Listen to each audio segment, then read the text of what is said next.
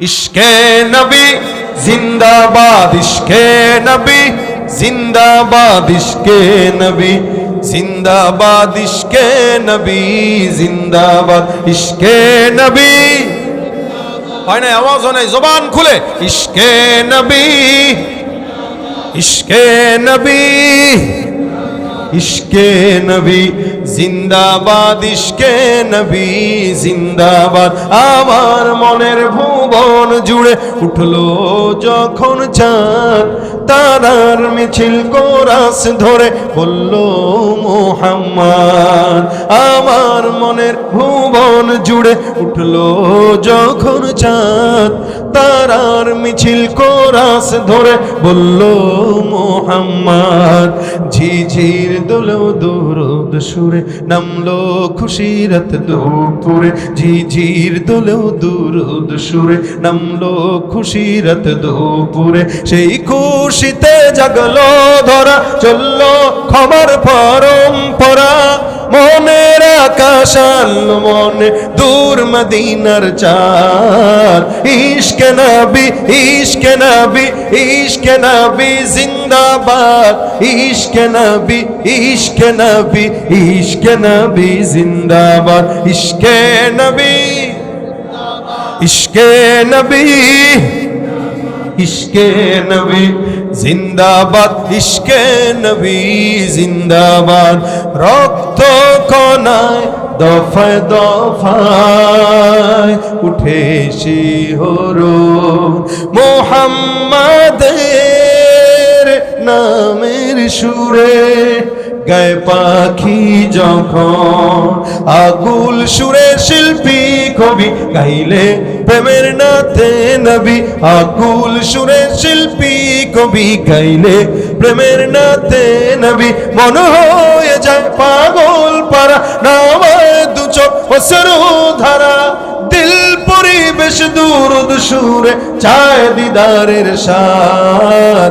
ইশকে নবী, ইশকে নবী, ইশকে নবী জিন্দাবাদ, ইশকে নবী, ইশকে নবী, ইশকে নবী জিন্দাবাদ, ইশকে নবী, ইশকে নবী, ইশকে নবী জিন্দাবাদ, ইশকে নবী জিন্দাবাদ। আল্লাহ পাক বলেন, ইন্না খলাকনাকুম মিন যাকারিন ওয়া উনসা ওয়া জাআলনাকুম শুউবা ওয়া কবাইলা লিতাআরাফু। এর বাহিরের যে পরিচয়, এটা হলো একে অপরের সঙ্গে পরিচিত হওয়ার জন্য, এছাড়া কিছু না। ভাই তুমি কোন দলের? আমি অমুক দলের। আপনি, আমি ওই দলের। আপনার বংশ কি? এইটা। আপনার বংশ কি? ওইটা। এটা জাস্ট খালি পরিচিত পর্ব, এছাড়া কিছু না। আল্লাহ পাক বলেন, পরিচয় দিয়া লাভ নাই। এই পরিচয়ের ভিতর থেকে যেই ব্যক্তিটা সবচেয়ে বেশি মুত্তাকি আল্লাহর কাছে, তার দাম সবচেয়ে বেশি। সুবহানাল্লাহ কইতে কষ্ট লাগে আপনাদের না? আরো মনে হইতেছে আরো কমে গেছে আওয়াজ। সামনে পিছনে, পিছনের ভাইরা কি কথা বলতে জানে না? জানে? পিছনের ভাইরা জানেন কথা বলতে? জানেন যদি সবাই আওয়াজ দিয়া বলেন সুবহানাল্লাহ। আবার বলেন সুবহানাল্লাহ। এই যে বললেন তো, আল্লাহ পাক রব্বুল আলামিনের হাবিব বলেন, ইন্না ফিল জান্নাতি লাশাজারা। কেউ একবার সুবহানাল্লাহ বলেছে তো আল্লাহ পাক তার জান্নাতে একটা গাছ লাগাই দিয়েছেন। এখন যারা বলেছেন তাদের জান্নাতে একটা গাছ লেগে গেছে। আবার বলেছেন তো আরেকটা লেগে গেছে, সুবহানাল্লাহ।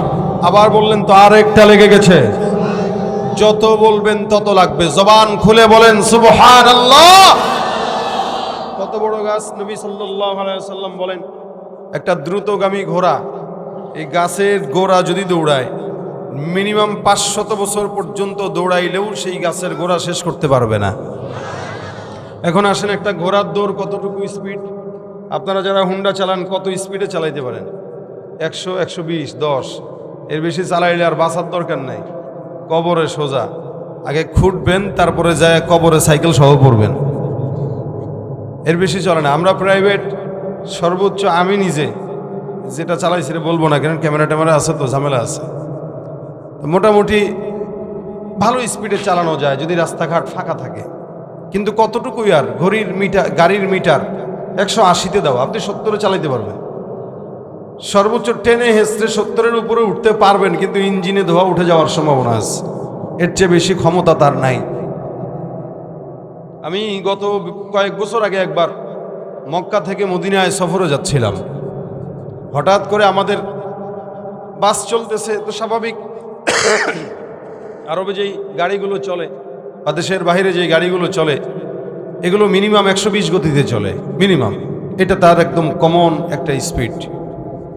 120 গতিতে যখন গাড়ি চলতেছে, আমরা হঠাৎ করে তাকায় দেখলাম ডান পাশ দিয়ে একটা ঘোড়সওয়ারি তার ঘোড়াকে আমাদের গাড়িকে চোখের পলকে ওভারটেক করে সামনে চলে গেল। তা আমার গাড়ি যদি চলে 120-এ, না হইলেও এই ঘোড়ার দৌড় আছে 180। আমরা কিছুক্ষণ তাকায় রইলাম অবাক হয়ে। ধুলা উঠতেছে, মনে হইল 10-15 সেকেন্ডের বেশি সময় লাগে নাই, আমাদের চোখে ধুলা দিয়ে সে উধাও হয়ে গেছে মরুভূমিতে। তার মানে এই ঘোড়াটা না হইলেও 200 কিলোমিটারের বেশি গতিতে চলতেছে। ইঞ্জিন আছে কোনো? কথা কয় না এরা।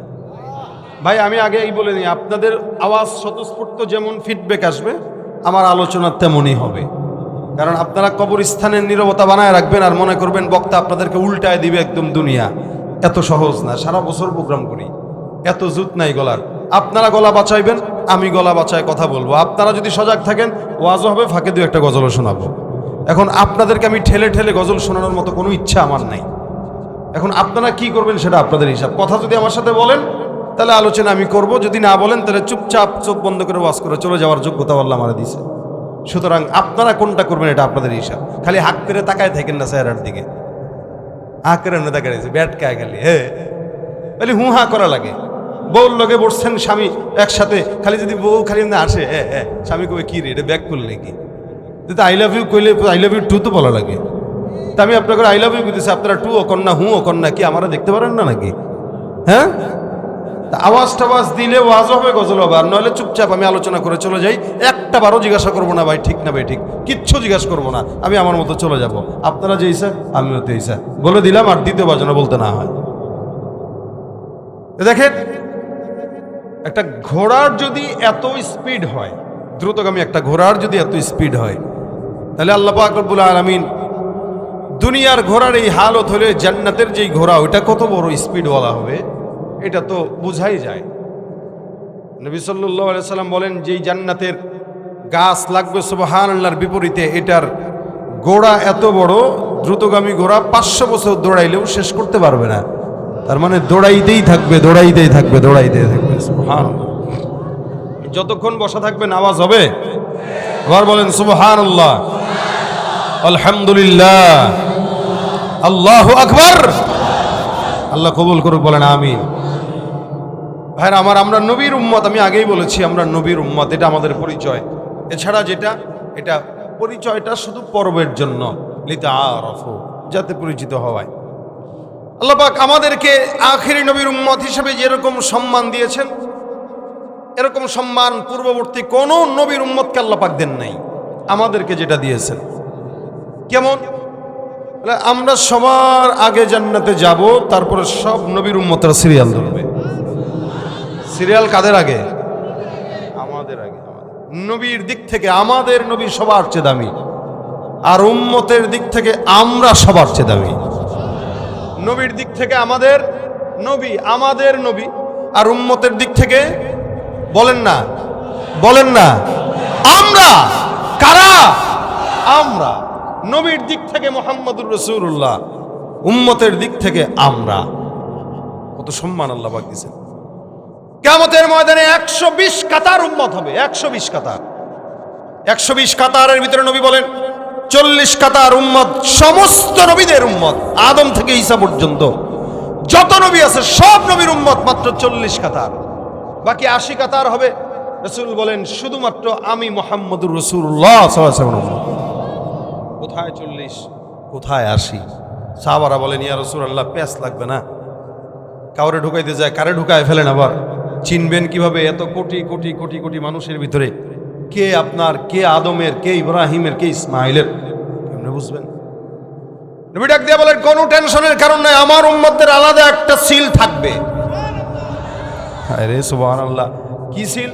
এই যে নামাজ পড়ছেন, এশার ওযু করছেন তো, সেজদা দিছেন তো, নবী বলেন এই ওযুর জায়গা, সেজদার জায়গা এমন ভাবে উজ্জ্বল করে দিবে যেগুলো শুধুমাত্র আমার উম্মতের থাকবে। আর আমি এদেরকে দেখে দেখে চিহ্নিত করে জান্নাতে ঢোকায় দেব। এটা আমাদের পাওয়ার আলাদা, এটা আমাদের মর্যাদা আলাদা, যে আল্লাহ কয় তোরা সবার চেয়ে আলাদা।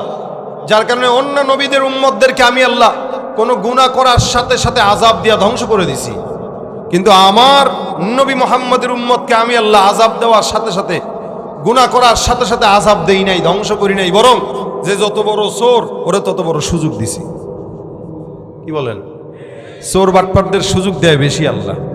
এরা মনে করে, মনে হয় রে দুনিয়ায় তো ভালোই আছি, কিন্তু আল্লাহ পাক বলেন মা কানা রব্বুকা নাসিয়া, আপনার রব ভুলে যায় না, ছাড় দেয়, ছেড়ে দেয় না। চুরি কর, আরো সুযোগ দিলাম, আরো 5 বছর, আরো 5 বছর, আরো 5 বছর দিতেই থাকলাম। কত চুরি করবি? অবশেষে হালও তেমন হবে, পলানোর জায়গা পাবি না। মা কানা রব্বুকা নাসিয়া, আল্লাহ ছাড় দেন, ছেড়ে দেন, ছাড় দেন, ছেড়ে দেন। আল্লাহ পাক আমাদের পাওয়ার দিয়েছেন সমস্ত নবীদের ভিতর থেকে সবচাইতে আলাদা, যেটা কোন নবীর উম্মতকে দেন নাই, আর আসার তো সম্ভাবনাও নাই। আল্লাহ পাক রব্বুল আলামিন সমস্ত উম্মতদেরকে কোরআনে ডেকেছেন বা অন্যান্য কিতাবগুলোতে ডেকেছেন কি, যেমন অন্য নবীর উম্মতদেরকে আল্লাহ বলছেন মিসকিন, কখনো ফকির মিসকিন, কখনো ইয়া আইয়ুহান নাস, বিভিন্ন বিভিন্ন নামে ডেকেছে। কিন্তু একমাত্র আমরা যাদেরকে আল্লাহ পাক মিসকিন বলেও ডাকেন নাই, নাস বলেও ডাকেন নাই, ফকির বলেও ডাকেন নাই, আল্লাহ পাক আমাদেরকে মহব্বত করে একটা নাম দিয়েছেন, সেটা হলো হে মুমিন। সুবহানাল্লাহ। ভাই নামটা একটু চেঞ্জ আছে না? অন্যদেরকে বলতেছি ইয়া আইয়ুহান নাস, হে লোক সকল, আমভাবে হে লোক সকল, আর আমাদেরকে বলতেছেন ইয়া আইয়ুহাল্লাযীনা আমানু, হে মুমিনের দল। সুবহানাল্লাহ। ডাকছেন কে? আল্লাহ ডাকে মুমিন বলে, আর এই মুমিনের বাচ্চা করে চুরি আর চামারি আর দুর্নীতি ঘুষ। আল্লাহ কয় মুমিন, আরে মুমিনের বাচ্চা করে চুরি। আল্লাহ বলে মুমিন, এই মুমিনের বাচ্চা করে দুর্নীতি। আল্লাহ বলে মুমিন, মুমিনের বাচ্চা করে সন্ত্রাসী। আল্লাহ বলে মুমিন, মুমিনের বাচ্চা এমন কোন অন্যায় নাই যেটা করে না। নাম দিছে মুমিন, আসলে মুমিন না ভণ্ড? মুমিন না ভণ্ড? তুমি নবীর উম্মত দাবি করো, সুন্নাহ মানো না, নবীর অপমানে তোমার হৃদয় কাঁদে না। তুমি নবীর উম্মত দাবি করো, সুন্নাহ মানো না, নবীর অপমানে তোমার হৃদয় কাঁদে না। তুমি বিজাতীয় সংস্কৃতিতে সপেছ পরাণ, তুমি কেমন মুসলমান, তুমি কেমন মুসলমান? ঠিক কিনা? নামাজের সাথে নাই পরিচয়, মানো না কোরআন, নামাজের সাথে নাই পরিচয়, মানো না কোরআন, তুমি কেমন মুসলমান, তুমি কেমন মুসলমান? মুসলমান নামের না কামের? কি হওয়া দরকার বলেন? কি হওয়া দরকার বলেন?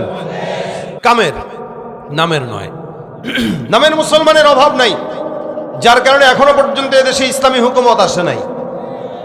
নামের মুসলমানের অভাব নাই, এ কারণে এই দেশের সরকারে বা রাষ্ট্রে এদেশে এখনো পর্যন্ত ইসলাম আসে নাই। যদি নামের মুসলমান হইতো এত সংখ্যা দরকার ছিল না, বহু আগেই ইসলাম কায়েম হয়ে যেত। আল্লাহ বলেন মুমিন, আর হে ঘুষের কারবারি করে। আল্লাহ সব নবীদেরকে নাম যখন দিয়েছেন কোরআনে ভিন্ন ভিন্ন নামে ডেকেছেন, মানে নাম ধরে ধরে ডেকেছেন। যেমন আদমকে আল্লাহ পাক ডাকেন, ঈসাকে ডেকেছেন, নূহকে ডেকেছেন, জাকারিয়াকে ডেকেছেন, ঈসাকে ডেকেছেন, মুহাম্মদকেও ডেকেছেন। কিন্তু তাদের ডাকা আর আমাদের নবীর ডাকা আসমান জমিন পার্থক্য। আল্লাহ বলেন ইয়া আদম উসকুন আনতা ওয়া যাওজুকাল জান্নাহ। আমার আল্লাহ ডাক দিয়া বলেন হে আদম। এখানে আল্লাহ পাক ডাক দিয়া বলেন ইয়া আদম। আদমকে আল্লাহ পাক রব্বুল আলামিন নাম ধরে ডাকলেন। আল্লাহ পাক বলেন ইয়া জাকারিয়া ইন্না নুবাশশিরুকা বিগুলাম। জাকারিয়া নবীকে আল্লাহ পাক রব্বুল আলামিন নাম ধরে ডাকলেন। আল্লাহ পাক বলেন ইয়া ইয়াহইয়া খুযিল কিতাবা বিকুওয়া। ইয়াহইয়া পয়গম্বরকে আল্লাহ পাক রব্বুল আলামিন নাম ধরে ডাকলেন। আমার আল্লাহ বলেন ইয়া নূহ ইহবিতু বিসালামিন মিন্না ওয়া বারাকাতিন আলাইক। এখানে আল্লাহ পাক নূহ পয়গম্বরকেও নাম ধরে ডাকলেন। আল্লাহ পাক রব্বুল আলামিন বলেন ইয়া মূসা লা তাখাফ। এখানে আল্লাহ পাক রব্বুল আলামিন মূসাকে নাম ধরে ডাকলেন। আল্লাহ পাক বলেন ওয়া যাকারিয়া ওয়া ইয়াহইয়া ওয়া ইলিয়াস। এখানেও আল্লাহ পাক রব্বুল আলামিন যাকারিয়া, ইয়াহইয়া, ইলিয়াসকেও নাম ধরে ডাকলেন। ওয়া ইব্রাহিম ওয়া ইসমাঈল ওয়া যাল কিফল। এখানে আল্লাহ পাক ইব্রাহিম, ইসমাঈলকে নাম ধরে ডাকলেন। আমার আল্লাহ পাক রব্বুল আলামিন জায়গায় জায়গায় যত নবীকে ডাকলেন, সব নবীকে আল্লাহ পাক রব্বুল আলামিন নাম ধরে ধরে ডাকলেন। আল্লাহ পাক রব্বুল আলামিন যখন মুহাম্মদুর রাসূলুল্লাহ সাল্লাল্লাহু আলাইহি ওয়াসাল্লামকে ডাকার প্রয়োজনীয়তা অনুভব করলেন, কোরআনের ফাতিহা থেকে নিয়ে নাস পর্যন্ত একটা জায়গাতেও ইয়া মুহাম্মদ বলে আল্লাহ ডাকেন নাই। আমার আল্লাহ পাক সব নবীকে নাম ধরে ধরে ডাকলেও আমার নবীকে নাম ধরেন নাই। আমার আল্লাহ পাক রব্বুল আলামিন আপনার আমার পয়গম্বরকে যখন ডাকলেন, আল্লাহ পাক আদবের সঙ্গে সম্মানের সঙ্গে ডাক দেয়া বলেন ইয়া আইয়ুহান নবী। এখানে আল্লাহ পাক রব্বুল আলামিন নবী বলে সম্বোধন করলেন। আল্লাহ পাক রব্বুল আলামিন কখনো কখনো আমার পয়গম্বরকে রাসূল বলে সম্বোধন করলেন। আল্লাহ বলেন ইয়া আইয়ুহার রাসূল। আল্লাহ পাক কখনো কখনো নবী বলে ডাকছেন, কখনো কখনো রাসূল বলে ডাকলেন। আল্লাহ পাক কখনো কখনো ভিন্ন ভিন্ন নামে ডাকলেন। যেমন নাকি একটা সন্তানকে যখন এলাকার মানুষ মহব্বত করে, পরিবারের লোক মহব্বত করে, তখন একজন এক এক নামে ডাকে। মা এক নামে, বাবা এক নামে, দাদা এক নামে, নানি এক নামে। আমার আল্লাহ পাক রব্বুল আলামিন আকায়ে নামদার মুহাম্মদুর রাসূলুল্লাহ সাল্লাল্লাহু আলাইহি ওয়াসাল্লামকে এত মহব্বত করলেন, যার কারণে ভিন্ন ভিন্ন নামে ডাক দেয়া আল্লাহ পাক সুখ পান। আল্লাহ পাক কখনো কখনো নবীকে ডাক দেয়া বলেন ইয়া আইয়ুহাল মুজাম্মিল। এখানে আল্লাহ পাক রব্বুল আলামিন মুজাম্মিল বলে ডাক দেয়। কখনো আল্লাহ পাক ডাক দেয়া বলেন ইয়া আইয়ুহাল মুদ্দাসসির। কখনো আল্লাহ পাক রব্বুল আলামিন বলেন ইয়াসিন ওয়াল কুরআনিল হাকীম। আল্লাহ পাক রব্বুল আলামিন কখনো কখনো বলেন তাহা মা আনজালনা আলাইকাল কুরআনা লিতাশকা। এক এক জায়গায় এক এক নামে এক এক ডাকে সুন্দর করে আল্লাহ পাক আপনার আমার নবীকে ডাকলেন। আল্লাহ পাক কোনো জায়গায় মুহাম্মদ বলেন নাই, সব জায়গায় মুহাম্মদ বাদ দিয়া নবী আর রাসূল বললেন। আল্লাহ পাক বলেন লাকাদ কানা লাকুম ফি রাসূলিল্লাহি উসওয়াতুন হাসানা। এখানে আল্লাহ পাক আমার নবীকে রাসূল বলে সম্বোধন করলেন। আল্লাহ পাক ডাক দেয়া বলেন লাকাদ জাআকুম রাসূলুম মিন আনফুসিকুম। এখানে আল্লাহ পাক রাসূল শব্দটাই ব্যবহার করলেন। আল্লাহ পাক রব্বুল আলামিন যদিও কোনো জায়গায় মুহাম্মদ শব্দ উল্লেখ করলেন, কিন্তু ওই জায়গায় মুহাম্মদের পাশে আবার রাসূল শব্দটাও লাগাইলেন, যার কারণে আল্লাহ বলেন মুহাম্মাদুর রাসূলুল্লাহ ওয়াল্লাযীনা মাআহু আশিদ্দাউ আলাল কুফফার। এখানে আল্লাহ পাক রব্বুল আলামিন মুহাম্মদের পাশে রাসূল শব্দটাও লাগায় দিলেন। আমার আল্লাহ অন্য আয়াতে বলেন ওয়ামা মুহাম্মাদুন ইল্লা রাসূল। আল্লাহ পাক রব্বুল আলামিন মুহাম্মদ তো আল্লাহর নবীকে ডাক দিয়া বলেন মুহাম্মদ তো মুহাম্মদ নয়, তিনি হলেন রাসূল। অন্য আয়াতে আল্লাহ পাক বলেন মা কানা মুহাম্মাদুন আবা আহাদিম মির রিজালিকুম ওয়ালাকির রাসূলুল্লাহ ওয়া খাতামান নবিয়্যিন।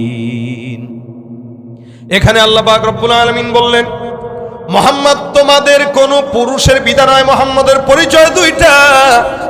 এক নাম্বার আল্লাহ পাক রব্বুল আলামিন বলেন মুহাম্মদের পরিচয় হলো ওয়ালাকির রাসূলুল্লাহ, ওয়ালাকির রাসূলুল্লাহ। আমার আল্লাহ ডাক দিয়া বলেন মুহাম্মদের এক নাম্বার পরিচয় তিনি হলেন আল্লাহর রাসূল। দুই নাম্বার পরিচয় ওয়া খাতামান নবিয়্যিন। এই নবীর পরে আর কোন নবী আসার সম্ভাবনা নাই, ইনি হলেন আখিরি নবী, শেষ নবী। যারা এই নবীকে শেষ নবী মানে না তারা মুসলমান হতে পারে না। নবীর পরে নবী আছে। আল্লাহর নবী ডাক দেয়া বলেন আমার পরিচয় হলো এমন একটা দেয়ালের মতো যেই দেয়ালের মধ্যে সমস্ত ইটগুলো লাগানো হয়ে গেছে, একটা মাত্র ইটগুলা বাকি, যেই ইটটাকে আল্লাহ পাক লাগানোর মাধ্যমে নবুয়তের দেয়াল পরিপূর্ণ করে দিয়েছেন। কিয়ামত পর্যন্ত আর কোনো নবী আসার সম্ভাবনা নাই। আজকের সমাজে যারা গোলাম আহমদ কাদিয়ানীকে কাফের মনে করে না, এগুলো সব হলো কাদিয়ানীদের মতো কাফেরের দল। নবীর পরে নবী নাই, বলেন নবীর পরে নবী নাই।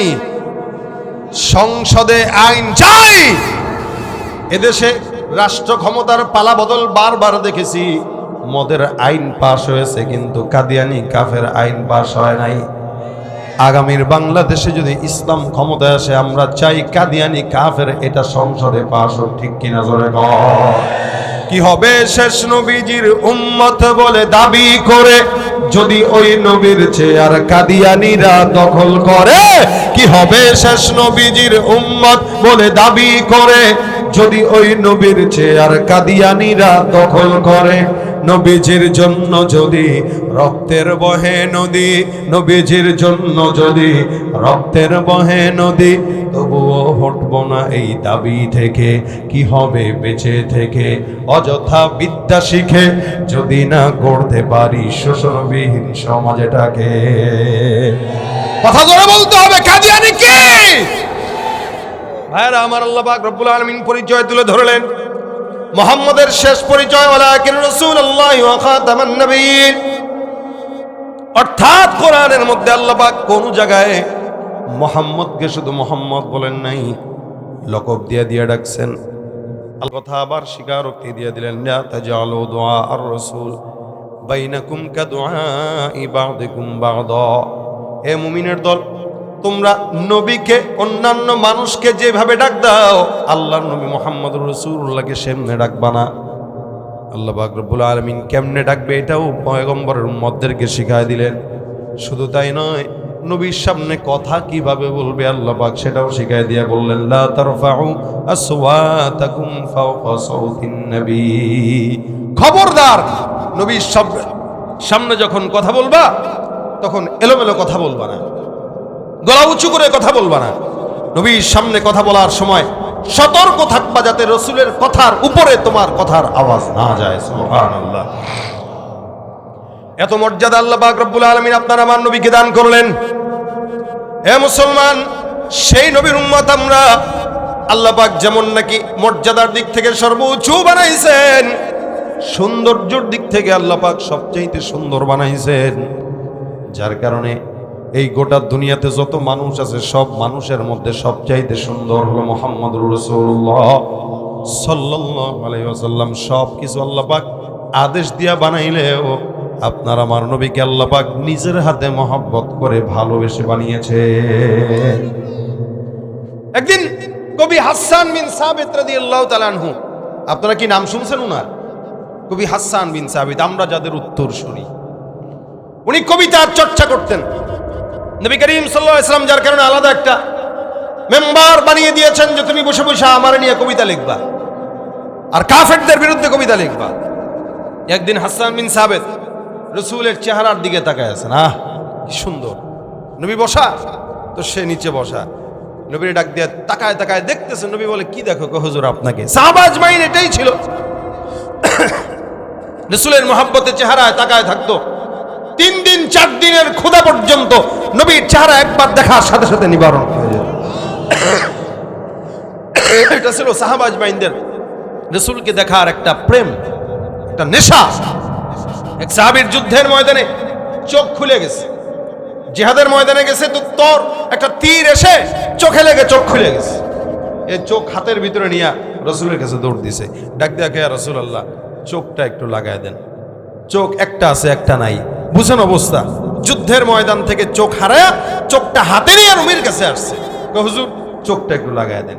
নবী ডাক দেয়া কয়, সবর করো, যুদ্ধের জন্য ঈমানের জন্য চোখ হারাইছো, তো চোখের বিনিময়ে আল্লাহ তোমার জান্নাত দান করবেন। রাসূলের কথা যেটা, চোখের বিনিময়ে জান্নাত দিবেন। সাহাবী কয়, হুজুর আল্লাহর কাছে কি জান্নাতের কোনো অভাব পড়ছে? কয়, না সেটা তো পড়ে নাই। কয়, তাহলে আমার চোখ নিয়ে আল্লাহ আমাকে জান্নাত দেওয়া লাগবে কেন? বুঝেন নাই কথা আপনারা? প্রশ্নটা কি যুক্তি না অযৌক্তিক? আল্লাহর কাছে জান্নাতের অভাব আছে বলে না, তাহলে আমার চোখ নিয়ে কেন জান্নাত দেওয়া লাগবে হুজুর? আমি চোখও চাই, আল্লাহর জান্নাতও চাই। নবী বলেন বাপরে বাপ, কাম তো সারছে। নবী যেই জামানায় থাকবো, বেঁচে থাকবো, চোখ একটা থাকবে না। এক চোখ দিয়ে আপনারা দেখে তো মন ভরে না, দুই চোখ দিয়েই তো দেখে মন ভরতে পারি না, এক চোখ দিয়ে কিভাবে মন ভরে? নবী চোখটা লাগায় দেন। রাসূল সাল্লাল্লাহু আলাইহি ওয়াসাল্লাম তার বরকতি হাতে চোখ নিয়ে সাহাবের এখানে লাগায় দিয়েছেন। সাহাবী বলতেছেন, ইয়া রাসূলুল্লাহ, আগে যেটা ছিল ভালো, ওই ভালোটার চাইতে এটা যেন পাওয়ার বেশি বেড়ে গেছে। জামানায় থাকবো আর আপনাকে দেখবো, এটা কেমন হয়? সাহাবাজদের প্রেম ছিল এটা, নবীকে দেখার জন্য পাগল। আম্মা জান আয়েশা বলেন, কখনো কখনো ঘরের ভিতরে লাইট নিবানো। প্রত্যেকটা মানুষের একটা সূর্য আছে, সকালবেলা উদিত হয়। লানা শামসুল ওয়ালিল আফাক শামসাল্লাহর নবীর আম্মা জান আয়েশা রাদিয়াল্লাহু তাআলা আনহা বলেন, প্রত্যেকটা মানুষের একটা সূর্য আছে যেটা সকালবেলা উদিত হয়। আমি আয়েশার একটা সূর্য আছে, প্রতিদিন এশার নামাজের পর আমার ঘরের মধ্যে উদিত হয়। আম্মা জান আয়েশা কখনো কখনো সুই দিয়া কিছু সেলাই করতেন। ঘরের ভিতরে যদি বাতি নিভে যাইতো, নবী সাল্লাল্লাহু আলাইহি ওয়াসাল্লাম ঘরে তাশরীফ আনার পর আম্মা জান আয়েশা দেখতেন যে আমার সুইটা রাসূলের চেহারার বরকতে খাটের কর্নারে পড়ে আছে, দেখতে পেতাম। নবীর চেহারা এত বরকতময়, জাবের ইবনে সামুরা রাদিয়াল্লাহু তাআলা আনহু বর্ণনা করেন, আমি একবার উঠানের মধ্যে পয়গম্বরের চেহারার দিকে নজর দিয়া দেখলাম, আল্লাহর নবী লাল দোরা কাটা একটা কাপড় দিয়া সুন্দর করে উঠানের মধ্যে বসা। আল্লাহর নবীর সাহাবী জাবের বিন সামুরা বলেন, আমি আসমানের চাঁদের দিকে তাকাইলাম, আসমানে একটা চাঁদ জ্বলজ্বল করতেছে। জমিনের ভিতরে পয়গম্বর মুহাম্মদুর রাসূলুল্লাহ সাল্লাল্লাহু আলাইহি ওয়াসাল্লাম বসা। আমি একবার আসমানের চন্দ্রের দিকে তাকাই, একবার আমার বরকতি নবীর চেহারার দিকে তাকাই, আল্লাহর নবীর চেহারার দিকে তাকাই, বরকতি আসমানের চাঁদের দিকে তাকাই। জাবের রাদিয়াল্লাহু তাআলা আনহু ডাক দিয়া বলেন, আল্লাহর কসম, আমার কাছে মনে হলো ওই আসমানের পূর্ণিমার চাঁদের চাইতে আমার নবীর চেহারা কোটি গুণে বেশি সুন্দর। হাসান বিন সাবিত নবীর চেহারার দিকে তাকায় তাকায় দেখে আর কয়, ইয়া রাসূলুল্লাহ, আপনার চেহারা দেখলে প্রেমে পড়ে যায়। নবী একটা কবিতা মনে আসছে, বলবো নি? নবীরে ডাক দিয়া বলতেছেন, হাসান বিন সাবিত, নবী একটা কবিতা মনে আসছে, মাথায় আসছে, আপনারা নিয়ে লিখবো নি? রাসূলকে লেখো। হাসান বিন সাবিত কবিতা রাসূলের চেহারার দিকে তাকায় তাকায় তাকায় তাকায় লেখে, ওয়া আহসানু মিন কালাম তারাকাতু আইনি ওয়া আজমালু মিন কালাম তালিদিন নিসা খুলিকতা মুবাররাআম মিন কুল্লি আইবিন কাআন্নাকা কদ খুলিকতা কামা তাশা। হাসান বিন সাবিত ডাক দিয়া বলেন, ওয়া আহসানু মিন কালাম তারাকাতু আইনি। এ দুনিয়ার কবিরা শুনে রাখো, কবি কবিতা লেখে তার ডার্লিং নে নিয়ে, যে হারাম সম্পর্ক তার নিয়ে লেখে, যত নষ্টামি ছড়ায় এই কবিতার মাধ্যমে, কিন্তু হাসানের কবিতা তার জন্য নাজাতের উসিলা হয়ে গেছে। রাসূলকে বলেন, ইয়া রাসূলুল্লাহ, ওয়া আহসানু মিন কালাম তারাকাতু আইনি, এই দুনিয়াতে আমার চোখ আপনার চেয়ে সুন্দর কোন মানুষকে জিন্দেগিতে দেখে নাই। আপনি এত সুন্দর, কত মানুষ দেখলাম এই জমিনে, কত মানুষ হাজার হাজার, কিন্তু আমার চোখ আপনার চেয়ে সুন্দর কাউকে কোনোদিন দেখে নাই। ওয়া আজমালু মিন কালাম তালিদিন নিসা, জমিনে যত মানুষ আছে, মা বোনরা আছে, আদম পয়গম্বর থেকে আজ পর্যন্ত কোন নারী কোনোদিন আপনার চাইতে বরকতময় কোন পুরুষ জন্ম দেয় নাই। সুবহানাল্লাহ। এ মুসলমান, আমিনার গর্ভে থেকে আমার নবীকে বের করার জন্য আল্লাহ পাক রব্বুল আলামিন আদম পয়গম্বর, আম্মা জানা হাওয়া থেকে আমিনা পর্যন্ত যত মহিলাদেরকে নিয়েছেন, বুঝছেন, আমিনার মা, তার মা, তার মা, তার মা, তার মা করে করে আম্মা জানা হাওয়া পর্যন্ত যত মানুষ গেছেন, আল্লাহ নবী বলেন, মা বাগাত ইমরাতু নবীন কত। আমার দাদি, আমার নানি, নানির নানি, নানির নানি, নানির নানি, দাদির দাদি, দাদির দাদি, দাদির দাদি করে করে যত দূর পর্যন্ত গেছে, এই যত দূর সিরিয়ালে গেছে, এই সিরিয়ালে যতগুলা মহিলা গেছে, একটা মহিলাকেও কোনোদিন আল্লাহ জিনায় লিপ্ত করায় নাই। আমাকে বাঁচানোর জন্য এক বিন্দু পরিমাণে কেউ যেন বলতে না পারে মুহাম্মদের নানির দাদি অথবা তার দাদি ওর তো চরিত্র ঝামেলা ছিল, এটা যেন কেউ বলতে না পারে। এই জন্য হাওয়া থেকে নিয়ে আমিনা পর্যন্ত প্রত্যেকটা মহিলা ছিল পুত পবিত্র, এবং দুনিয়াতে তারা একদম পুত পবিত্র অবস্থায় আল্লাহ পাক তাদেরকে হেফাজত রেখেছেন। এই জন্য হাসান বিন সাবিত বলে, কোন নারী আপনার মতো কোন পুরুষ জন্ম নেয় নাই আমেনা ছাড়া। খুলিকতা মুবাররাআম মিন কুল্লি আইব, আল্লাহ পাক রব্বুল আলামিন আপনাকে এমন ভাবে সৃষ্টি করলো যেন জমিনের সমস্ত আইব ত্রুটি থেকে আল্লাহ পাক আপনাকে একদম বেছে বেছে বানাইছেন। একটা বিন্দু পরিমাণ, চুল পরিমাণ কোন ত্রুটি আপনার সৃষ্টির মধ্যে রাখেন নাই। এজন্য শামাইলে রাসূলের বর্ণনা আছে, নবী সাল্লাল্লাহু আলাইহি ওয়াসাল্লাম যেখানে যেমন দরকার ছিল আল্লাহ পাক তাকে তেমন সুন্দর বানায় দিতেন। সুবহানাল্লাহ। দেখবেন অধিক সাদা যারা, একদম সাদা, দেখলে কেমন কেমন রোগী রোগী লাগে। তাদের সঙ্গে যখন নবী মিশত, নবীরে হলদে বর্ণের সুন্দর মনে হতো, দুধে আলতা এমন সুন্দর। আর যদি কোনো লম্বা মানুষের সঙ্গে মিশত, যেন নবীকে খাটো মনে না হয়, আল্লাহ পাক তার মতো করে সাইজ দিয়ে দিতেন।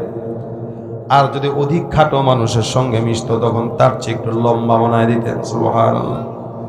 এ মুসলমান, যখন যেমন আল্লাহ পাক আমার নবীকে তখন তেমন বানাইছেন। কাআন্নাকা কদ খুলিকতা কামা তাশা, যেন আপনি যেমন চেয়েছেন, আল্লাহ যেমন চেয়েছেন তেমনি আপনারে বানাইছেন। এটা হলো আপনার আমার পয়গম্বর মুহাম্মদুর রাসূলুল্লাহ সাল্লাল্লাহু আলাইহি সাল্লাম। এত মর্যাদা দিলেন, এত মহাব্বত করলেন, এত মহাব্বত দিয়া বানাইলেন যে আল্লাহ নিজেই প্রেমে পড়ে গেছেন। যার কারণে আল্লাহ পাক রব্বুল আলামিন বলেন, কোন নবীর উপরে আমি আল্লাহ পাক দুরূদ আর রহমতের সালাম পৌঁছাই নাই, কিন্তু একমাত্র মুহাম্মদুর রাসূলুল্লাহ, যার ব্যাপারে আল্লাহ বলেন ইন্নাল্লাহা ওয়া মালাইকাতাহু ইউসাল্লুনা আলান নবী। আমার আল্লাহ ডাক দিয়া বলেন, নিশ্চয়ই আল্লাহ আর আল্লাহর সব ফেরেশতারা ওই পয়গম্বরের উপরে দুরূদের আমল করে। আল্লাহ পাক রব্বুল আলামিন ইব্রাহিমের উপরেই পড়ে নাই, ইসমাইলের উপরেও পড়ে নাই, আদমের উপরেও পড়ে নাই, কোন নবীর উপরে আল্লাহ পাক রব্বুল আলামিন দুরূদের সালাম পৌঁছায় নাই, কিন্তু শুধুমাত্র মুহাম্মদের উপর আল্লাহ পাক পড়ছেন। আল্লাহ একা পড়েন নাই, তার সব ফেরেশতাদেরকে নিয়েই পড়েন। সুবহানাল্লাহ। এখন বলেন তো আল্লাহর ফেরেশতা কয়জন? গুনতে পারবেন কেউ? না। জমিনে একটা ঘর আছে বাইতুল্লাহ, যেটা সর্বপ্রথম ঘর। এই ঘরটা আল্লাহর বান্দারা তওয়াফ করে, যতবার মন চায় ততবার তওয়াফ করবে, কোনো বিধি নিষেধ নাই। আল্লাহর নবী বলেন, বাইতুল্লাহর উপর একটা ঘর বাইতুল মামুর, জমিনের ঘর তওয়াফ করে ইনসান, আসমানের ঘর তওয়াফ করে আল্লাহর ফেরেশতা। আল্লাহর নবী বলেন, ওই ঘরটাকে যদি আল্লাহ পাক ছেড়ে দেয় তাহলে একদম বরাবর বাইতুল্লাহর উপরে পড়বে। জমিনের ঘর বাইতুল্লাহ তওয়াফ করে ইনসান, যতবার মন চায় ততবার তওয়াফ করবে। আসমানের ঘর আল্লাহর ফেরেশতারা তওয়াফ করে, প্রত্যেকটা দলে দলে ৭০,০০০ ফেরেশতা তওয়াফ করে। সুবহানাল্লাহ। নবী বলেন, এই যে দলে দলে ৭০,০০০ ফেরেশতা তওয়াফ করে, একবার কোন ফেরেশতা কোন দলে যদি তওয়াফ করতে ঢুকে, এই ফেরেশতা তওয়াফের পর আর কিয়ামত পর্যন্ত কোনোদিন সিরিয়াল পায় না। কোটি কোটি ফেরেশতা আল্লাহ পাক রব্বুল আলামিন বলে, এত সমস্ত ফেরেশতারা আমার নবীর উপরে দুরূদ পড়ে। আমরা দুরূদ আর কতটুকুই পড়ি, আমরা কতটুকুই বা পড়তে পারি? সর্বোচ্চ সুন্দর করে স্টেজ সাজা, দাঁড়া দাঁড়ায় নবী সালাম আলাইকা একটু জিলাপি দিয়া খিচুড়ি দিয়া বিদায়, এর বাহিরে আমরা কিছু পারি না। কিন্তু আল্লাহ পাক রব্বুল আলামিন বলেন, এ মুসলমান মনে রাখবা, বান্দারা শুনে রাখেন, আমার ইলম শেষ হয়ে যাবে, পয়গম্বরের মর্যাদা বর্ণনা করা শেষ হবে না, রাত পার হয়ে যাবে, আল্লাহর নবীর মর্যাদা শেষ হবে না, দুনিয়া শেষ হয়ে যাবে, পয়গম্বরের প্রশংসা গাওয়া শেষ হবে না। আপনি আমি আর কতটুকুই পাঠ করব?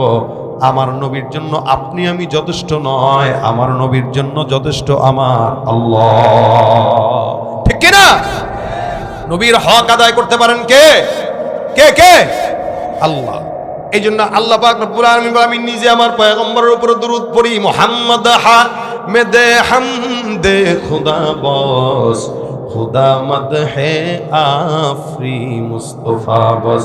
মুহাম্মদ হামিদে হামদে খুদা বস, খুদা মদহে আফরি মুস্তফা বস। মুহাম্মদ আজ তুমি খাম খুদা রা, খুদায়া আজ তো হুব্বে মুস্তফা রা, খুদায়া আজ তো হুব্বে মুস্তফা রা। আমার আল্লাহ পাক রব্বুল আলামিন নবীকে কত মর্যাদা দান করলেন, যার কারণে আল্লাহ নিজেই নবীর প্রেমে পাগল হয়ে দুরূদের আমল করে। আল্লাহ পাক কোন নবীর উপরে দরুদ পড়েন নাই, শুধুমাত্র মুহাম্মদুর রাসূলুল্লাহর উপরে পড়লেন।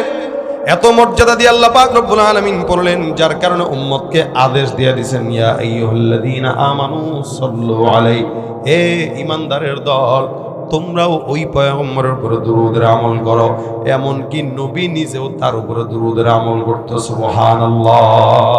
নবী তো নামাজে পড়তেন, আল্লাহুম্মা সাল্লি আলা মুহাম্মদ ওয়া আলা আলি মুহাম্মদ কামা সাল্লাইতা আলা ইব্রাহিম ওয়া আলা আলি ইব্রাহিম ইন্নাকা হামিদুম মাজিদ। নবীও পড়তেন সাল্লাল্লাহু আলাইহি ওয়াসাল্লাম। নবীর উপরেও পড়া এটা ইসলামের আদেশ। এই ইসলামের আদেশ আল্লাহ পালন করেন, নবীও পালন করেন। সুবহানাল্লাহ। আল্লাহর অন্য কোনো আমল দরকার নাই, কিন্তু এটা আল্লাহ নিজে করেন। এজন্য কেউ যখন এটা পড়ে, আল্লাহর নবী বলেন, আচ্ছা বলেন তো, জান্নাতে আমরা সবাই তো নবীর সাথে থাকতে চাই ইনশাআল্লাহ। আল্লাহ কবুল করুক। আল্লাহর নবী ডাক দেয়া বলেন, আওলান নাসি বি ইয়াউমাল কিয়ামাতি আকসারুহুম আলাইয়া সালাহ। নবী ডাক দেয়া বলেন, শোনো, জান্নাতের ময়দানে আমার পাশের জান্নাতে কেউ যদি থাকতে চাও, আমি নবী বললাম, আমার উপরে যেই বান্দা বেশি বেশি দরুদ পড়ে, আমি আল্লাহর নবীর জান্নাতে পাশের ঘরে ওই লোকটাকেই আল্লাহ পাক রব্বুল আলামিন রাখবেন। সুবহানাল্লাহ। যেই ব্যক্তি যত বেশি নবীর উপর দুরূদ পড়ে, আল্লাহর নবী বলেন অন্য হাদিসে, মান সাল্লা আলাইহি সালাতান ওয়াহিদা সাল্লাল্লাহু আলাইহি আশারা। কোন ঈমানদার মুমিন যদি একবার দুরূদের আমল করে, আল্লাহ পাক ওই বান্দার উপরে 10 বার রহমত নাজিল করে দেয়। জবানটা খুলে সুবহানাল্লাহ। এখন তো আর নবীর প্রেমে পাগল দেখা যায় না। নবীর প্রেমের পাগল যতগুলো আছে সব মুখে মুখে অন্তর দিয়া না, যার কারণে নেতার বিরুদ্ধে কথা বললে জেলখানায় যাওয়া লাগে, কিন্তু নবীর বিরুদ্ধে কথা বললে জামাইয়া ধরে রাখা হয়। মনে হয় তার নবীর চেয়ে নেতা বড় হয়ে গেছে, স্লোগানও দেয়, আমার নেতার চরিত্র ফুলের মতো। আজীব অবস্থা।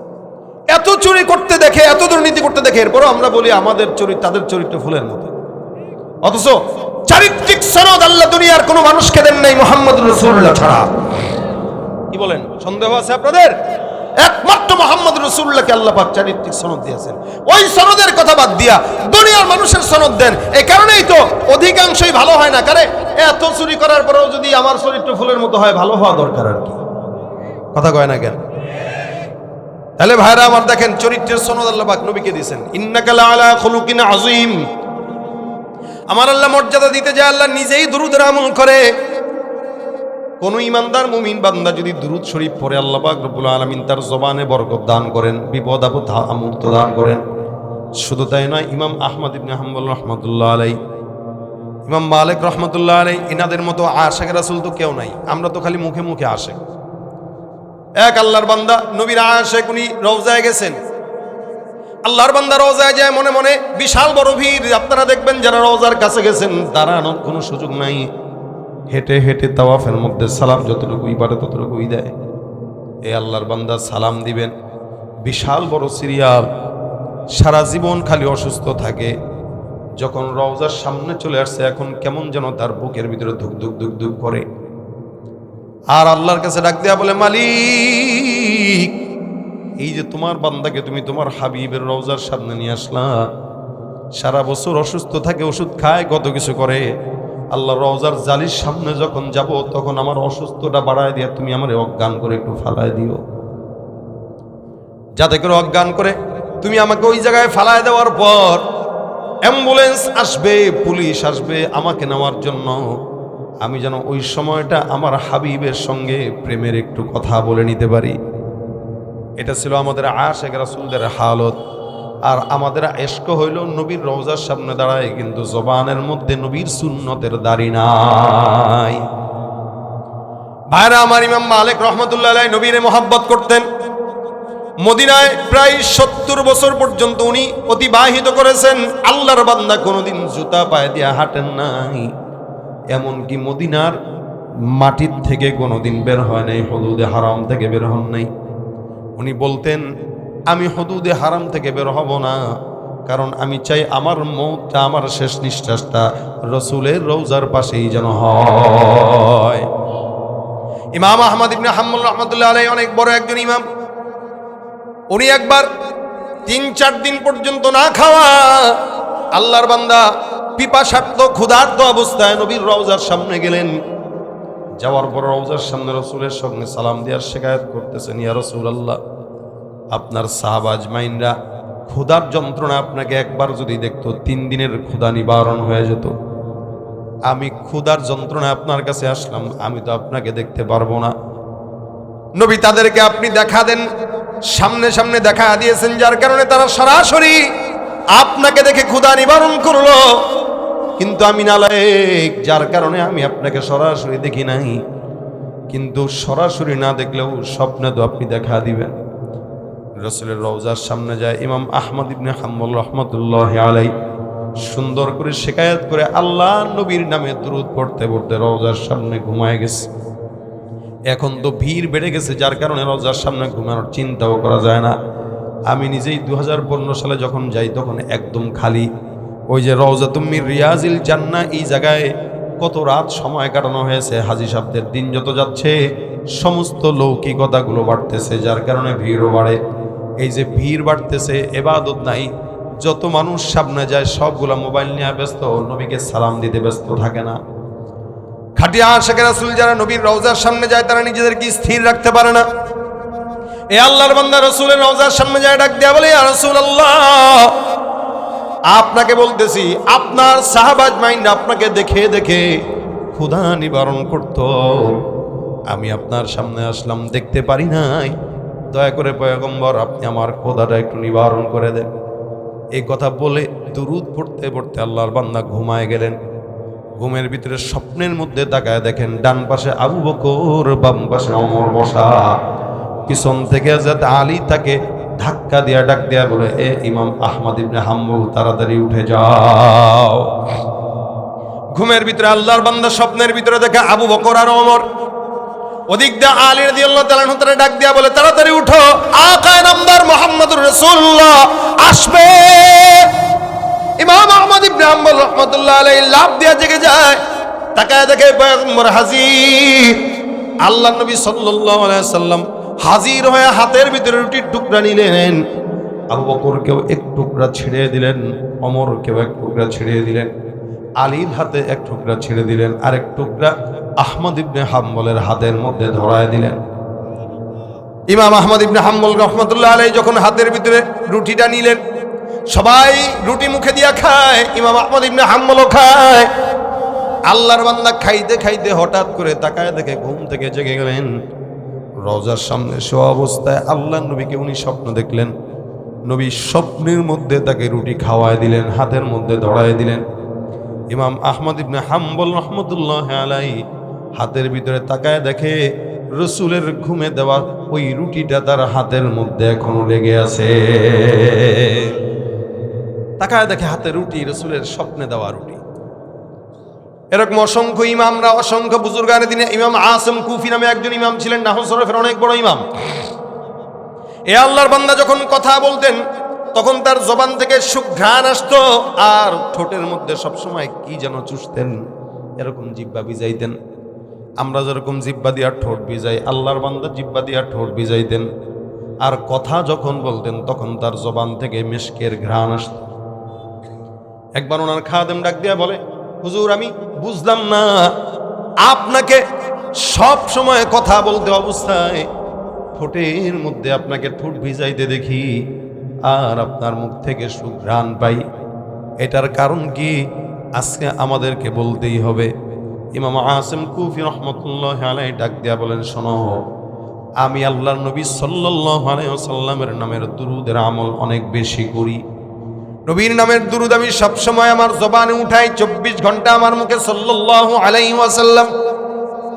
আমি একবার স্বপ্নের ভিতরে দেখলাম আকায়ে নামদার মুহাম্মদুর রাসূলুল্লাহ সাল্লাল্লাহু আলাইহি ওয়াসাল্লাম স্বপ্নে হাজির।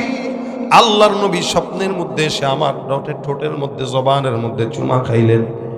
আমার কপালে চুমা খেয়ে ডাক দিয়া বললেন, যেই ঠোঁট মুহাম্মদের পাগল ওই ঠোঁট জান্নাতি ঠোঁট। নবী আমার ঠোঁটে চুমা খাইলেন, কপালে চুমা খাইলেন, আলিঙ্গন করে বিদায় হয়ে গেলেন। আল্লাহর কসম করে বলি, ঘুম থেকে যখন জাগলাম, আমি ঘুম থেকে জাগার পর আমি আমার অনুভব করলাম ঠোঁটের থেকে যেন কেমন মধুর মতো মিষ্টতা অনুভব করলাম। ওই দিনের পর থেকে নিয়ে আমি যতবার কথা বললাম, যখনই কথা বলি তখন আমার ঠোঁটের মিষ্টতার পাশাপাশি আমার ঠোঁট থেকে জান্নাতের খুশবু, মেশকের খুশবু বের হয়। সুবহানাল্লাহ। হে মুসলমান, আল্লাহ পাক এমন একটা আমল আপনাকে আমাকে দান করলেন, যে আমলটা যেই বান্দা পড়বে নবীর নামের বরকত ওই বান্দা বরকতময় হয়ে যাবে। এই জন্য আল্লাহ পাক আদেশ করলেন, ইয়া আইয়ুহাল্লাযীনা আমানু সাল্লু আলাইহি ওয়া সাল্লিমু তাসলিমা। তোমরা ওই পয়গম্বরের উপর দুরূদের আমল করো। আমাদের ওলামা একরামদের তাজরিবা হলো, অসংখ্য আকাবের বুজুর্গানে দিনরা বলে গেছে, কোনো মানুষ যদি যত বড় বিপদে পড়ুক না কেন, যত ঝামেলায় পড়ুক না কেন, সব বিপদ ঝামেলা দূর করার একমাত্র বড় উপায় হলো, অন্যতম উপায় পয়গম্বরের নামের দুরূদের আমল সাল্লাল্লাহু আলাইহি ওয়াসাল্লাম। আপনার ব্যবসায় বরকত হয় না, আপনি দুরূদের আমল করা শুরু করেন। আপনার জেহেন জাকাত দুর্বল, আমাদের উস্তাদরা বলতেন পরীক্ষার সময় বেটা আগে প্রশ্ন উত্তর খুলবি, তার আগে দুরূদ পড়বি, দুরূদ পড়ে তারপরে প্রশ্ন খুলবি, আল্লাহ পাক তোর জেহেন খুলে দিবেন। আলহামদুলিল্লাহ, যতবার আমল করেছি ততবার নবীর দোয়ার বরকতে, রাসূলের নামের বরকতে সওয়াব পেয়েছি এবং ফায়দাও পেয়েছি। আপনাদেরকেও বলি, যাদের ঘরের ভিতরে নারীরা সন্তান সম্ভবা, আপনি আপনার বিবিকে বলে দেন সবসময় দুরূদের আমল করতে, দেখবেন দুরূদের বরকতে পেটের সন্তানটা বরকতময় হয়ে যাবে। ফসলে বরকত হয় না, দুরূদ পড়ে পানি ছড়ায় দেন। ঘরের ভিতরে বিবিকে বলেন, বাচ্চাকে দুধ যখন পান করাইবা তখন সুন্দর করে দুরূদ শরীফের আমল করো, নিজেও দুরূদের আমল করেন। এমনও তো হতে পারে আল্লাহ পাক দুরূদের বরকতে আপনাকে ডাক দিয়া পয়গম্বরের রওজার সামনে দাঁড় করায় দিবেন। সুবহানাল্লাহ। আরব সাগর পারি দেব, নাইকো আমার তরি, পাখি নই যে উড়ে যাব, ডানাতে ভর করি। আরব সাগর পারি দেব, নাই তো আমার তরি, পাখি নই যে উড়ে যাব, ডানাতে ভর করি। আমার আশায় আছে সম্বল নাই, আশায় আছে সম্বল নাই, করি কি উপায়। মনে বড় আশা ছিল যাব, মনে বড় আশা ছিল মদিনায়। সালাম আমি করব গিয়ে, সালাম আমি করব গিয়ে, নবীর রওজায়। মনে বড় আশা ছিল যাব মদিনা, মদিনা যাইতে পারলাম না, মদিনা দেখতে পারলাম না। আমি অসহায় তাই এত দূরে, আমি অসহায় তাই এত দূরে রই, শুধু সালাম জানাই মদিনা, যাইতে পারলাম না, মদিনা দেখতে পারলাম না। মদিনার নাম কত সুন্দর,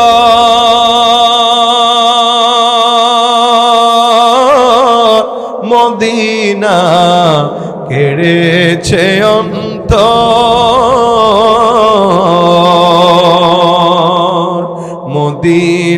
মদিনার নাম কত সুন্দর, মদিনা কেড়েছে অন্তর। ওই মদিনার পথের ধুলি আমি, ওই মদিনার পথের ধুলি আমি মাখতে পারলাম না, মদিনা দেখতে পারলাম না, মদিনা যাইতে পারলাম না। আমি অসহায় তাই এত দূরে, আমি অসহায় তাই এত দূরে রই, শুধু সালাম জানাই, মদিনা দেখতে পারলাম না, মদিনা যাইতে পারলাম না। মনে বড় আশা ছিল যাব মদিনায়, যেতে চাই তো ইনশাআল্লাহ, চাই সবাই। আল্লাহ মদিনার জন্য কবুল করুক, বলেন আমিন। মদিনা যদি যেতে চান আমল একটা, বেশি বেশি আজকে থেকে নিয়ত করেন, যখন সময় হয় তখন দুরূদের আমল করবেন। বসে আছেন সাল্লাল্লাহু আলাইহি ওয়াসাল্লাম, শুয়ে রয়েছেন সাল্লাল্লাহু আলাইহি ওয়াসাল্লাম। আশরাফ আলী থানভী রাহমাতুল্লাহ আলাইহি একটা আমল দিয়েছেন ওনার কিতাবে। উনি বলেন, কোনো ইমানদার মুমিন যদি প্রতিদিন 1000 বার দরুদ শরীফ পড়ে ঘুম যায়, আল্লাহ পাক তার ফজল করমে স্বপ্নে পয়গম্বরকে দেখা দিয়ে দিবেন। এটা ইয়াকিনের সাথে পড়বেন, ইয়াকিনের সাথে ইনশাআল্লাহ। হয়তো আলসামি লাগবে, কিন্তু রসুলকে একবার দেখার পরে এমন লোভ লাগবে, মনে হবে যে আরো ভালো করে দেখি, বেশি দেখি, তা আমল বেড়াইছে। এই জন্য যে দোকানপাটে আছেন দোকানপাটে পড়বেন, রিক্সা চালান অবস্থায় পড়বেন, হুন্ডা চালাইতেছেন হুন্ডা চালানো অবস্থায় পড়বেন, মাদ্রাসায় বসে আছেন তো তখন পড়বেন। অর্থাৎ আমরা আমাদের সময় যেই পরিমাণে অপচয় করি, এটা যদি একটা হাতে ডিজিটাল তসবিহ উঠায় নেন, দেখবেন ওই ডিজিটাল তসবির বরকতে আপনার প্রত্যেক দিন না হলে 5-7 হাজার বার দরুদ পড়া হয়ে গেছে। খালি একটা তসবিহ হাতে রেখে দেখেন, এটা পরীক্ষিত। একটা তসবিহ হাতে থাকলে অটোমেটিক জিকির হয়। ভাই তসবিহ কিছু না, কিন্তু তসবিহ মুজাক্কারাত এটা আমাদেরকে মনে করায় দেয় তোর জিকির করতে হবে। এই জন্য তসবিহ হাতে রাখা এটা আমাদের বুজুর্গানের দিনদের একটা আমল। তসবিহ, হ্যাঁ, এই হযরত আবু হুরায়রা রাদিয়াল্লাহু তাআলা রাখতেন। ওনার শীতানে বালিশের কিনারায় 2000 গিটের একটা দড়ি ছিল। তখন তো আর এরকম তসবির মতো আধুনিক তসবিহ ছিল না, তো ওনারা এটাকে বানায় নিতেন মুজাক্কারাত। ওনার বালিশের কিনারায় 2000 গিট দেওয়া একটা দড়ি ছিল। উনি প্রত্যেক দিন রাত্রেবেলা ঘুমানোর আগে সুবহানাল্লাহ এই শব্দটা 2000 বার পড়ে ঘুম দিতেন। আমরা তো ঘুমানোর আগে হেডফোন কানে দিয়া গান শুনতে শুনতে ঘুমাই, অভ্যাস বানায় নিছে এইটা। মুভি দেখতে দেখতে ঘুমায় যুবকেরা, নাটক দেখতে দেখতে ঘুমায়। মরণ যদি অবস্থায় হয় তো জাহান্নাম ছাড়া তার উপায় নাই। এই জন্য হাতে তাসবিহ নিয়ে যদি সাল্লাল্লাহু আলাইহি সাল্লাম পড়তে পড়তে ঘুমান, তো মরণ হইলেও রসুলের দুরুদের বরকতে জান্নাত হয়ে যাবে। এই জন্য আজকে থেকে নিয়ত করেন, রসুলের উপর দুরুদ পড়বেন তো ইনশাআল্লাহ। একবার পড়লে 10টা নেকি, 10 বার রহমত, 10টা গুনাহ মাফ, 10টা গুনাহ মাফ, 10 বার সম্মান বুলন্দ হয়ে যাবে। রসুলের সাথে দিদার তো নসিব হবেই ইনশাআল্লাহ। এই জন্য যতক্ষণ পারেন, আমি আমার জিন্দগির টার্গেট এটা বানাইছি, আমি আকসার মাহফিলে মানুষকে দুরুদের আমল দেই। কেন দেই? যে আমার হয়তো দুর্বলতা থাকবে, কিন্তু আল্লাহ পাক যদি এই উসিলা আমাদের মাফ করে, আমার উসিলা যদি কিছু মানুষ পড়ে, এই উসিলা যদি আমি সওয়াব পাইতে, এটাই কামিয়াবি। আজকের এই মজমা যদি আপনারা কিছু পড়েন আর কাউকে যদি আবার তারগিব দেন যে ভাই এটা পড়েন, তা আপনারাও সওয়াব পাবেন ইনশাআল্লাহ। কারণ এটা আল্লাহ নিজে আমল করে, এই আমলটা আল্লাহ পাক নিজে করে, এটা আমাদের জন্য ওয়াজিব করা, এটা সাধারণ কোনো আমল না। আল্লাহ পাক যেন আমাদেরকে এই আমলটা বেশি বেশি করার তৌফিক দান করে, বলেন আমিন। তাহলে আজকের এই মাদ্রাসার মাহফিলে যতক্ষণ আলোচনা শুনছেন, সেই মাগরিব থেকে এই পর্যন্ত, মাগরিবের পরে মনির সাহেবের হুজুর ওয়াজ শুনছেন, এশার পরে আলী আকবর সাহেবেরটা শুনছেন, এখন আমারটা শুনছেন। এই 3টা ওয়াজের থেকে যার কাছে যেটা সহজ মনে হয়, যেটা মনে হয় যে এটা আমি নিতে পারবো, এই আমলটা আমার জীবনে ফিট করি, ইনশাআল্লাহ প্রোগ্রাম কামিয়াব হওয়ার জন্য বেশি ওয়াজ দরকার নেই। এই 3 হুজুরের 3টা আমলই যথেষ্ট। আল্লাহ যেন আমাদের কামিয়াবি দান করে, বলেন আমিন। যা বললাম শুনলাম ভুল ত্রুটি থাকলে যেন আল্লাহ পাক ক্ষমা করে দেয়, বলেন আমিন। মাদ্রাসার মাহফিল আলহামদুলিল্লাহ, আপনারা যেই পরিমাণে মাদ্রাসার জন্য দান করেছেন, আল্লাহর রহমতে ফজল করমে সবসময় এভাবে দানের হাতকে প্রসারিত করবেন ইনশাআল্লাহ। তাহলে এই প্রতিষ্ঠানটার আরও উন্নয়ন হবে। অনেক পুরনো প্রতিষ্ঠান, আপনাদেরই প্রতিষ্ঠান, এখান থেকেই এক একজন বড় বড় হাফেজে কোরআন না বের হবে, আলেমে দিন না বের হবে। ইনশাআল্লাহ আমরা যদি এই প্রতিষ্ঠানকে আগায় নেই, আমাদের সমাজ এগিয়ে যাবে। প্রতিষ্ঠান আগায় নেব, তো এই সমাজ থেকে, এই প্রতিষ্ঠান থেকে বড় বড় হাফেজ যেরকম মনির সাহেবের মতো ওলামা একরাম বের হয়ে সারা বাংলাদেশে দ্বীনের খেদমত করবে। তা আমরা চাই এই মাদ্রাসার সমস্ত হাফেজ যারা আছে এবং যারা সহযোগিতা করে, আল্লাহ পাক প্রত্যেককে যেন নাজাতের ফয়সালা করে দেয়, বলেন আমিন।